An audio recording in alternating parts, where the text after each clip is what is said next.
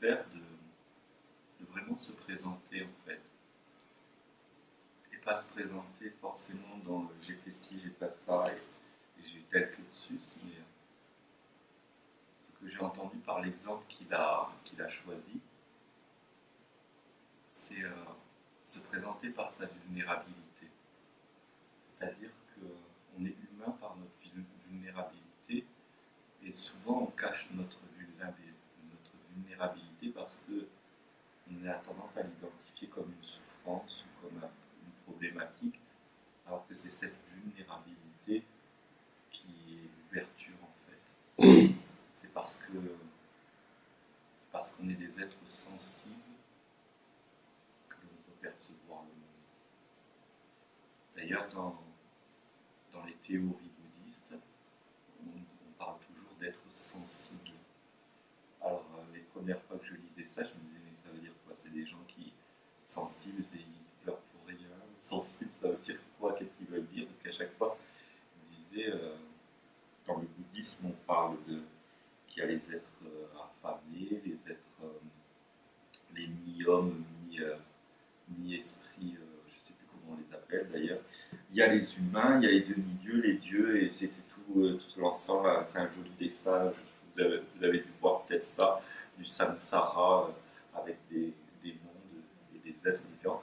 Et que dans leur théorie, c'est tout le monde se dispute pour s'incarner en humain. C'est vraiment le top de l'incarnation, parce qu'on n'est ni des dieux, ni des êtres affamés ou des zombies, on va dire, et des êtres sensibles, c'est-à-dire qui peuvent être affectés, en fait, touchés. Et c'est parce qu'on est touché qu'à un moment donné, on va se poser des questions, qu'on va revenir vers soi.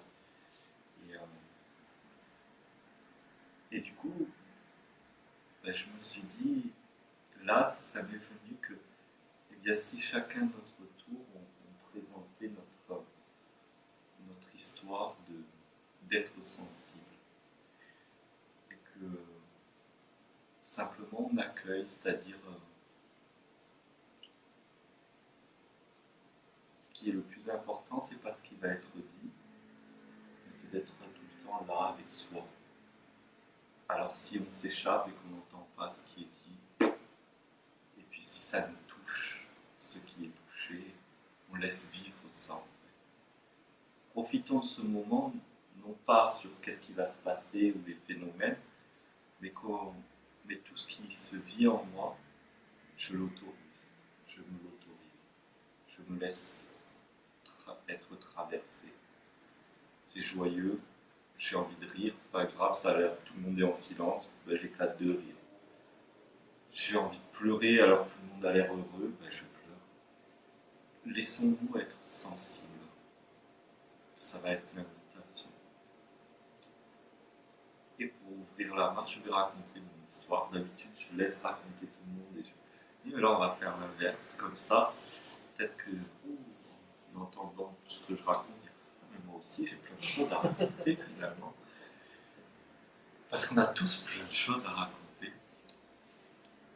Et avant de raconter la mienne, d'ailleurs, c'est tellement vrai que quand je mangeais chez mon voisin il y a quelques jours, il y avait son père qui a 92 ans, qui a un peu perdu la tête, son grand-père, pardon. Et c'est lui qui racontait un peu son parcours, et je voyais ce vieil homme qui était comme ça, et que dès que tu lui posais une question, qu'il répondait « Il est bon le café, il est bon le café », c'est tout ce que... Et il racontait son histoire, et tout d'un coup, cet homme se transformait devant mes yeux parce que son petit-fils racontait son histoire, comment il a été appelé et obligé d'aller en travail forcé pendant les années 40, puis que finalement il est parti en résistance en Tchéquie, quelqu'un natif du fin fond des Pyrénées-Orientales dans les montagnes, et la mentalité catalane c'est particulier dans le sens où souvent, ils le disent eux-mêmes, des fois, rien que de sortir de leur village, c'est aller à l'étranger. Donc, j'imagine un monsieur comme ça, issu du propriétaire terrien et tout ça, se retrouve en Tchéquie. Et il racontait tout ce parcours, et je voyais ce monsieur comme ça, qui est rappelait, et ça me rappelait que vraiment chacun avec le temps, on en enchaîne des histoires en fait, on en vit plein, et c'est ça qui nous rend sensibles. On a deux possibilités, soit ce qui nous touche, on va essayer de colmater et se fermer à cette sensibilité, soit à chaque fois qu'on est touché, on est contacté par notre humanité finalement.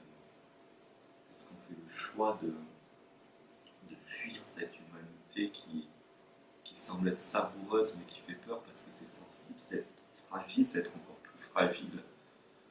Ou est-ce qu'on fait le choix de se dire oula, surtout pas ça, et puis on se ferme? Et au fond, c'est vrai et pas vrai parce que même quand on cherche à se fermer, à un moment donné, ça va plus, quoi. On se dit c'est pas possible, il faut rouvrir. Et c'est toujours cette sensibilité qui nous appelle. Alors, mon histoire de sensibilité, elle a commencé parce que Mika disait oh, ça m'a touché d'entendre ça. Alors, je vais commencer par ça. Je suis né mal formé. Je suis né avec un cœur non viable, en fait. Sans l'intervention de la médecine, je ne serais pas là. Et j'avais les deux artères inversées, principales. Donc, le sang oxygéné allait se faire réoxygéner et le sang qui était à l'intérieur du corps était en circuit fermé en fait. Donc j'ai passé les premières années, c'était très intéressant, je n'ai pas de souvenirs réels, mais j'ai eu des flashbacks grâce aux méditations plus tard, où j'ai passé les premières années à l'hôpital, dans les bulles, aseptisées, à 1 an et demi, 1 an et demi, à être plus à l'hôpital qu'autre chose. 1 an et demi à percevoir inconsciemment, à recevoir inconsciemment finalement l'inquiétude de mes parents, l'inquiétude des amis de mes parents, etc. 1 an et demi à avoir régulièrement tout le sang renouvelé. Ce qui m'a sauvé, c'est la prière de mes parents qui sont partis à Sainte, à Lisieux, Sainte Thérèse de Lisieux. Et l'intervention des médecins, qu'il ne faut pas nier quand même. Parce que le résultat après l'opération, tous les curseurs étaient en down, descendaient, et suite à cette prière, tout est remonté, est devenu stable, et puis les progrès de santé sont arrivés. Donc ça m'a amené au monde immédiatement avec une fragilité, c'est-à-dire que je ne pouvais pas aller au rugby si j'avais été en Catalogne comme ça, parce que j'avais un corps où tout le monde me disait fais attention, cours pas trop vite, fais attention, on pourrait lâcher. Avec aussi cette petite épée Damoclès qui était, j'ai appris, je ne l'ai pas su, mais ça se sentait dans la tension des adultes, c'est que eux ils savaient que les médecins leur avaient dit bon ben là c'est ok jusqu'à l'âge de 6 ans, à 6 ans il risque de mourir. Donc j'étais surcouvé du coup par les adultes et donc un peu étouffé par ça. À 6 ans, c'était bon, c'est ok, mais à 12 ans, l'adolescence, il y a un gros risque que le cœur lâche de nouveau. Donc à 12 ans, de nouveau, il y avait le risque que je meure. Et c'est à 12 ans que j'ai appris ça, parce que j'ai entendu une conversation que je ne devais pas entendre, où mes parents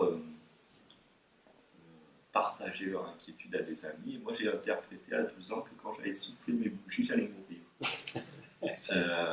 Alors, je me souviens qu'il y avait ces 12 bougies et je me souviens avoir soufflé en voulant à la fois fermer les yeux et regarder la dernière bougie qui s'éteint. Et quand elle s'est éteinte, le fait que je ne sois pas mort, je me souviens cet effet très drôle. J'étais persuadé que j'allais mourir à la fin de la bougie. Donc, comme je ne suis pas mort, j'ai cru que j'avais vaincu la mort.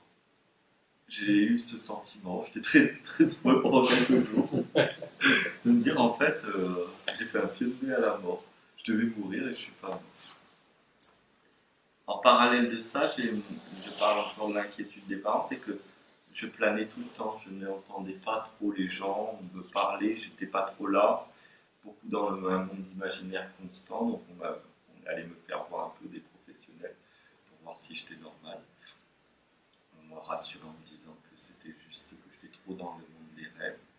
Et à 15 ans, non, 14 ans, je rentre, je vivais en Afrique, mon père était prof coopérant, j'arrive en France, le pays de mes parents, je suis français, donc mon pays. Donc super content de rentrer dans mon pays et pour la première fois me sentir étranger. C'est-à-dire que j'ai vécu 1 an et demi de racisme pour être métisse. Je suis débarqué, je n'étais pas blanc, j'étais pas noir, j'étais pas arabe non plus. Et en plus, je parlais avec l'accent, vraiment, puisque j'avais vraiment grandi là-bas. Alors, au collège, quand on arrive et qu'on est différent, c'est la période où il ne faut pas l'être. Donc, pendant 1 an et demi, on venait me voir dans la cour de récréation quand on s'ennuyait pour me faire des shampoings, pour me taper un peu dessus, pour m'emmerder. Et puis, la communauté des groupes arabes disait que je n'étais pas arabe, les Français, je n'étais pas français, il n'y avait pas d'Africains de toute façon. Donc, pendant 1 an et demi, j'ai vécu un énorme racisme. Mais la vie étant très bien organisée tout le temps, la veille du départ d'Afrique en France,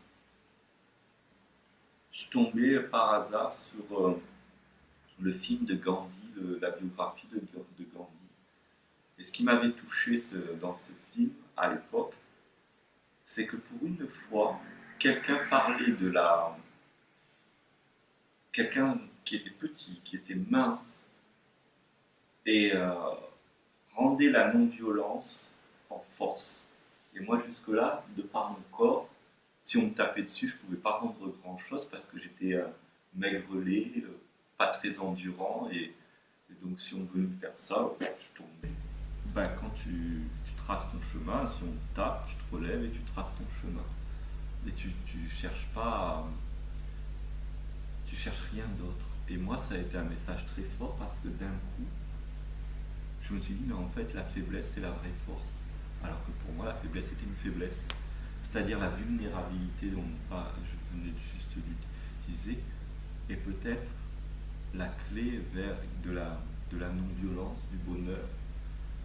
Et donc, à partir de là, alors que je fuyais mon ultra-sensibilité, le moindre regard, la moindre ambiance, c'était traversé avec puissance en moi, il était donc un problème, le fait que je tombe malade tous les 4 matins. Et tout d'un coup, je me suis dit, si c'était une force, la vie est très bien, 1 an et demi de racisme, où je me fais taper tout le temps dessus. Et là, je me disais, non, mais c'était ma traduction d'un jeune homme de 14 ans. On me tape dessus, mais parce qu'ils sont dans l'ignorance que, en fait, la vraie force, c'est la non-violence. Alors, je me protégeais plus, j'attendais qu'il finisse de taper. Et en me disant, à chaque fois, va chercher ta force. C'était inconscient, mais je me dis, c'était plus, fais comme Gandhi. Je me disais dans ma tête, fais comme Gandhi. À la même époque où tous les copains écrivaient sur leur carnet Metallica, vive Iron Maiden, vive Metallica, c'était ça, et puis il y avait Nirvana aussi. Vive Nirvana, moi c'était vive Gandhi, vive la non-violence, vive Gandhi. Alors j'étais encore plus original parce que j'étais le seul qui avait un classeur et un agenda rempli de Gandhi et pas de Nirvana ou Iron Maiden. Mais ça a été, je connaissais pas la dimension spirituelle, j'avais même pas vu dans le film la dimension spirituelle. Je n'avais vu que la dimension, finalement, être faible, c'est être fort. C'était vraiment, et ça a été pendant 1 an et demi, comme si que toute cette violence qui me tombait dessus, c'était pour accroître l'idée que la faiblesse était une force en fait. Et plus je me faisais taper dessus, la fois la plus forte, c'est le jour où vraiment dans une rue on m'a attrapé, on m'a mis des coups de poing, et j'avais l'impression d'être rempli de lumière autour. Je me disais, ah mais ouais, vraiment, plus t'es faible, plus t'es fort. Non, j'avais mal quand même. Mais ce qui choquait les autres, c'est que je me souviens, il y en a un, je le regardais dans les yeux, il me fait, mais tu réponds pas.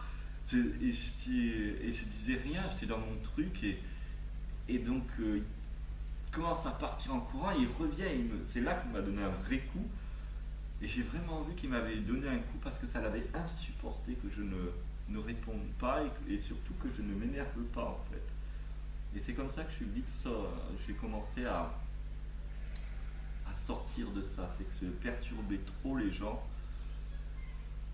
de ne pas répondre. Ils ne se rendaient pas compte que moi je faisais une très belle expérience. J'avais l'impression de devenir Gandhi, même au carnaval. Je me déguisais en Gandhi, tout le monde se déguisait en plein de choses. Moi je mettais un grand truc blanc, je prenais un bâton, et je mettais un truc sur la tête pour avoir l'air chauve avec des petites. J'étais déguisé encore en Gandhi, oui, voulez-vous, avec Gandhi, et du coup je regardais le film et c'est là que je commençais à assimiler qu'il y avait une dimension autre qui ne parlait pas que de politique.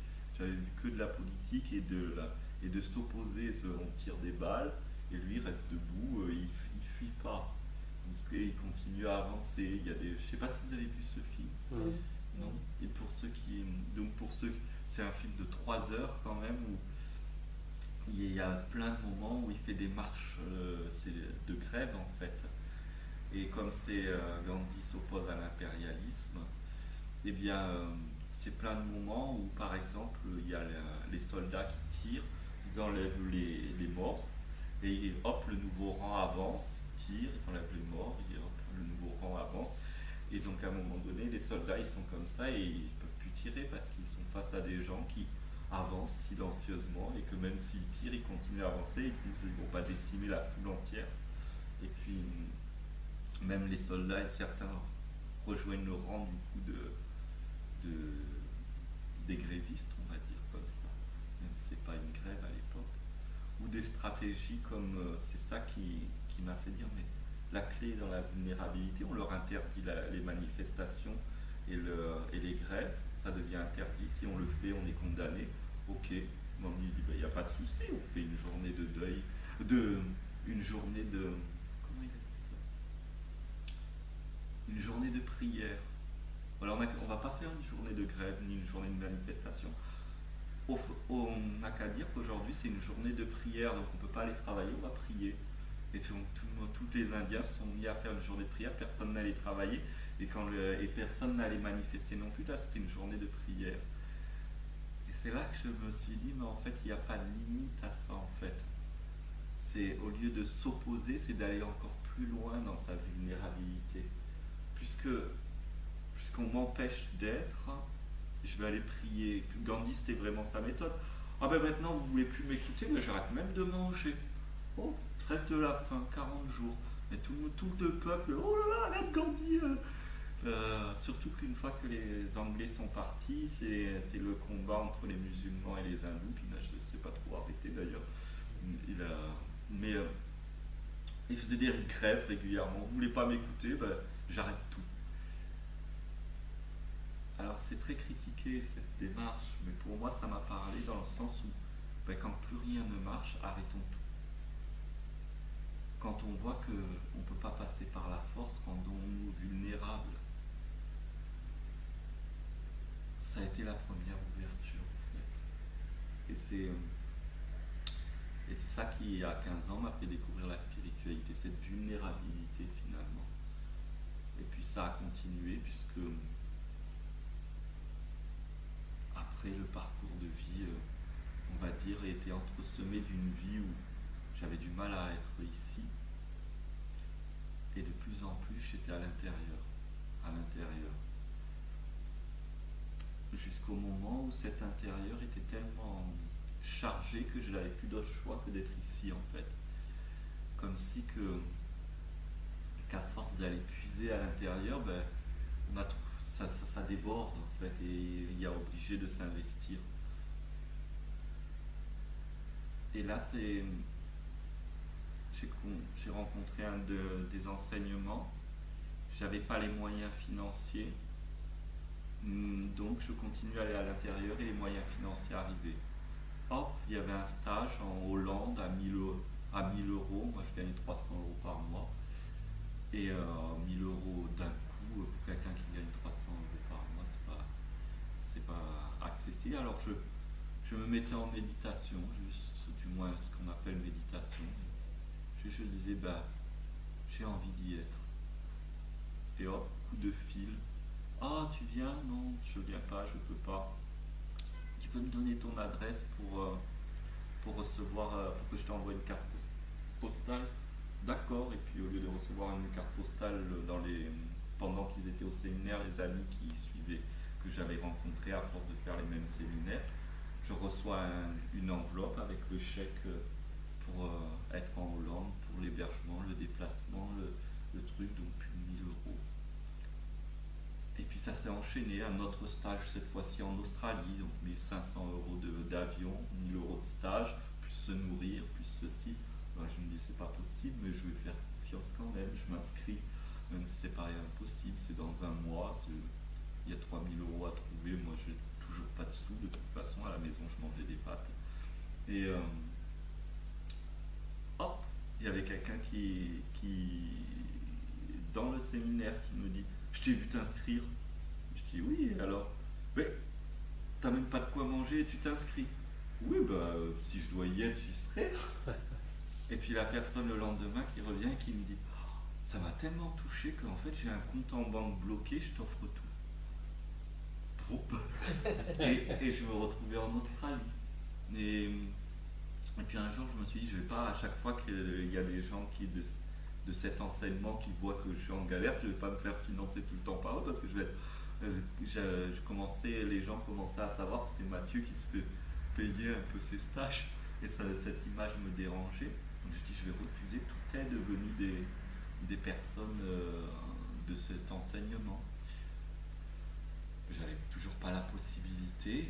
Je reste avec cette confiance et là, c'est la CAF qui m'envoie une lettre pour aller au tribunal parce que j'ai reçu trop perçu la CAF et que j'ai pas reçu ces courriers. C'est vrai que j'oubliais un peu trop à cette époque, je ne voudrais pas les vendre. C'est surtout pas à faire, mais bon. J'avais 20 et quelques années, on va dire, là, à ce moment-là. J'étais encore entre étudiant et travailleur. Et je vais au tribunal et j'apporte quand même les papiers. J'ouvre du coup tous les courriers et j'apporte les papiers qu'ils avaient demandé dans ce courrier. Je pose. Et en fait, bilan du tribunal, un, je leur dois rien. Mais deux, ils refont un calcul et ils me disent on te doit des sous. Et donc on me vire sur mon compte exactement la somme dont j'avais besoin pour aller à ce fameux lieu. Donc j'y suis allé.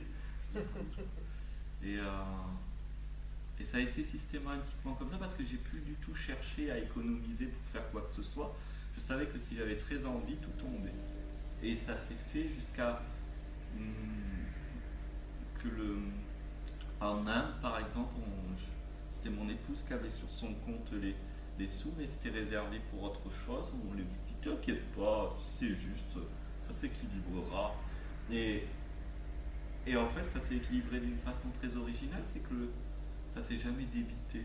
En fait, c'est-à-dire que les organisateurs ont reçu l'argent, tout a été payé, le virement a été conclu, mais sur la banque, sur la ligne de l'écran, jamais l'argent a été enlevé en fait. Donc du coup, on a pu dépenser 2700 euros qui n'ont pas été dépensés. Et ça m'a fait comprendre que la vie en fait était malléable. On ne peut pas la maîtriser. Je ne crois pas trop en ces trucs, la loi d'attraction du type je veux et je vais avoir. Parce qu'on regarde à partir d'un angle de vue restreint et du coup on oublie des milliards de paramètres qu'on ne peut pas être conscient en fait. Mais par contre si on revient vers sa vulnérabilité, si on ose son authenticité, si on ose être vraiment sincère avec ce qu'on vit. Hier Karine disait ce qui m'a fait du bien dans une autre retraite, c'est de dire ça me va pas. C'est ça, c'est de se dire mais ça me va pas. Là j'ai mal. Pas s'en plaindre comme on le fait, c'est pas obligatoire de se plaindre, mais juste être clair avec sa vulnérabilité. Et bien on est au seuil de l'ouverture. Parce que la vulnérabilité, c'est bien l'idée que ça cède en fait. La possibilité que ça risque de pas tenir debout. C'est parce que ça ne tient pas debout que ça tombe. C'est parce que ça tombe que la vie circule. C'est vraiment la loi du chêne et du roseau en fait. Où le chêne tombe par la tempête et le roseau se plie et se redresse. C'est cette vulnérabilité-là. Je me plie et je me redresse. C'est cet abandon de défendre quelque chose, en fait.